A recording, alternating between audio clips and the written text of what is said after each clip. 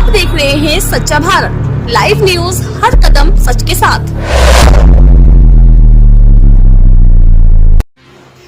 One nation one election पर बोले भाजपा विधायक रामवीर, देश ऐसे ही होगा विकसित। उत्तर प्रदेश में उपचुनाव में सबसे ज्यादा 1,45,000 वोटों से जीतने वाले कुंदरकी के भाजपा विधायक ठाकुर रामवीर सिंह ने अब केंद्र के वन नेशन वन इलेक्शन की तरफदारी की है। उन्होंने कहा कि मोदी कैबिनेट ने ये निर्णय देश की भलाई के लिए, भारत को सशक्त बनाने के लिए और प्रधानमंत्री नरेंद्र मोदी ने देश को 2047 तक विकसित करने का जो संकल्प लिया है वो ऐसे ही पूरा होगा। वन नेशन वन इलेक्शन से देश का व्यय कम होगा और वो पैसा देश की तरक्की के लिए काम आएगा। वो बोले कि ये बिल जितनी जल्दी पास हो जाए उतना ही अच्छा होगा। आज तक किसी ने भी इसके बारे में नहीं सोचा, मोदी जी ने सोचा है, उनको धन्यवाद। मोहम्मद शेब के साथ आकिब जावेद की रिपोर्ट।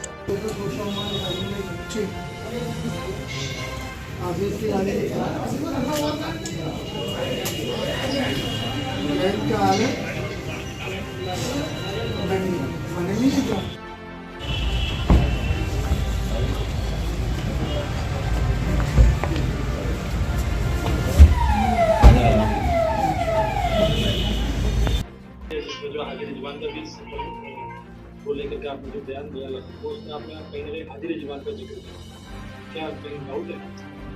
डाउट नहीं है, कन्फर्म है।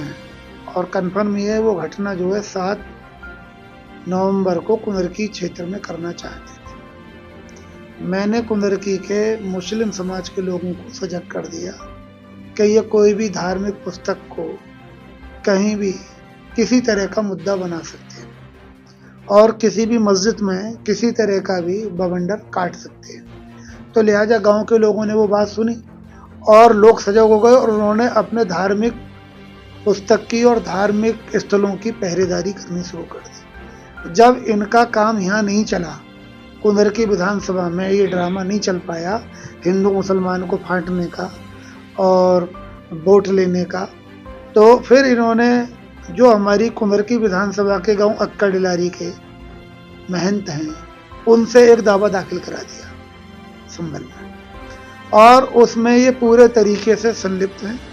और इनका ये था कि किसी तरीके से चुनाव से पहले ये विवाद हो जाए।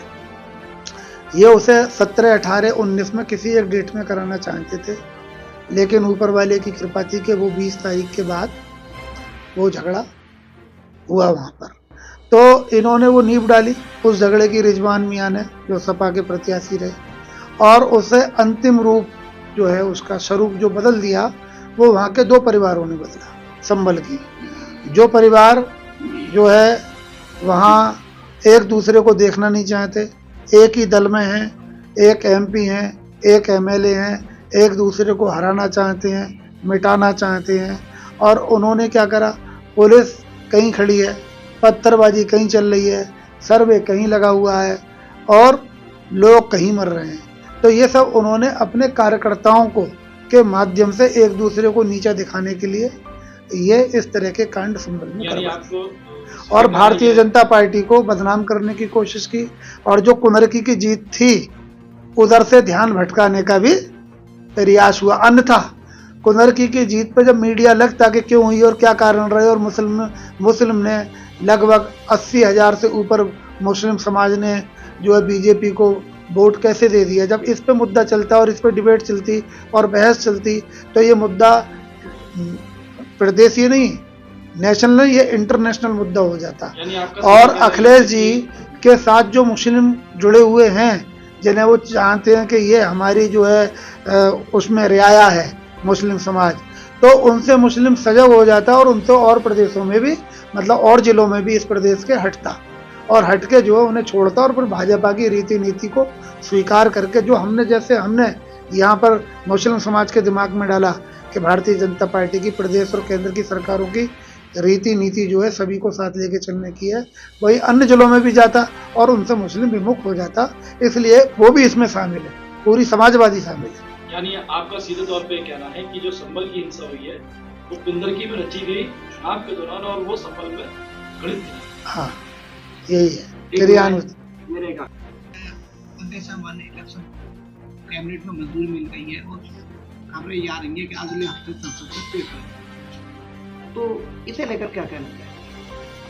देखिए, परम सद्य मोदी जी ने ये निर्णय और उनकी कैबिनेट ने देश की भलाई के लिए, इस देश में रहने वाले आम जन के लिए, भारत को सशक्त बनाने के लिए